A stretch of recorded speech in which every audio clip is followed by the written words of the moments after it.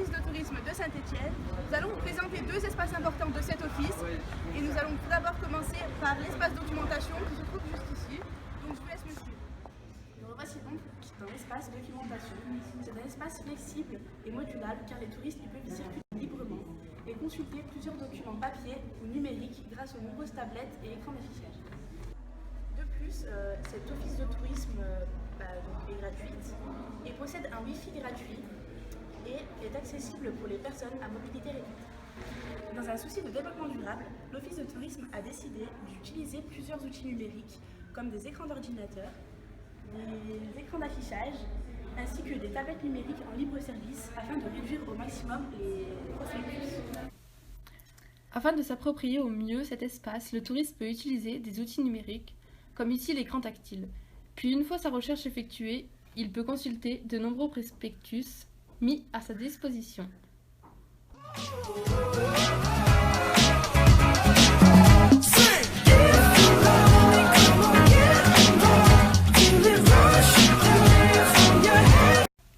La recherche par outil numérique peut s'effectuer en recherchant soit le nom, soit le lieu de la prestation voulue, puis le touriste a la possibilité de se créer un carnet de voyage.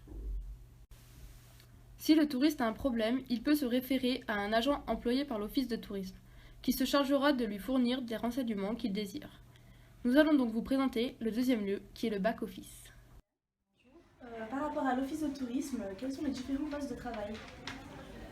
Poste de travail, donc il y a les postes de travail qui sont au niveau du back-office, notamment le poste que j'occupe actuellement, qui est celui du poste téléphonique. Et puis il y a l'autre côté qui est l'accueil en vis-à-vis, donc l'accueil du public, des visiteurs au guichet, avec renseignements touristiques. Et quel est le rôle du conseiller en séjour ? Le conseiller en séjour, il est de conseiller, de renseigner, de répondre aux demandes des visiteurs, qui peuvent être des demandes d'ordre pratique, d'ordre touristique. D'accord. Et combien y a-t-il d'employés dans cet office ? Dans l'office, on est sur Saint-Étienne à peu près une petite vingtaine. L'Office de tourisme a une capacité d'accueil de 120 personnes, une fréquentation d'environ 110 personnes par jour.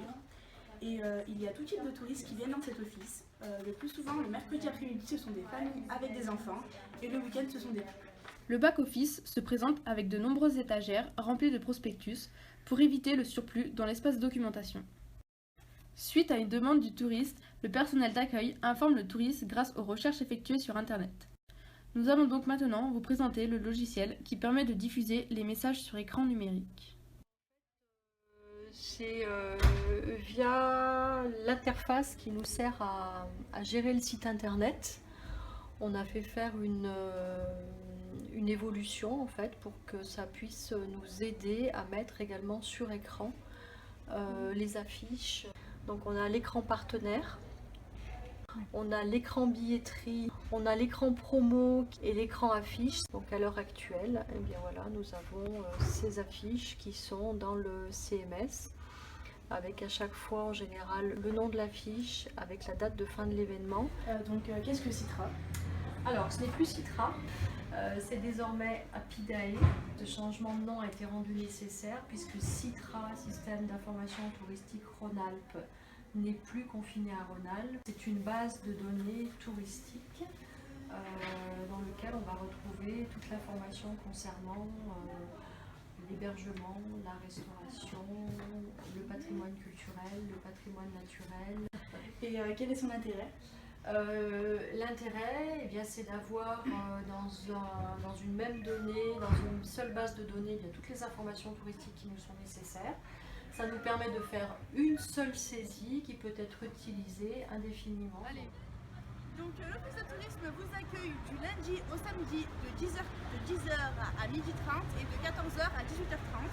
Donc nous pouvons y accéder par la gare de Château-Creux et elle est desservie par de nombreux arrêts de bus et arrêts de train.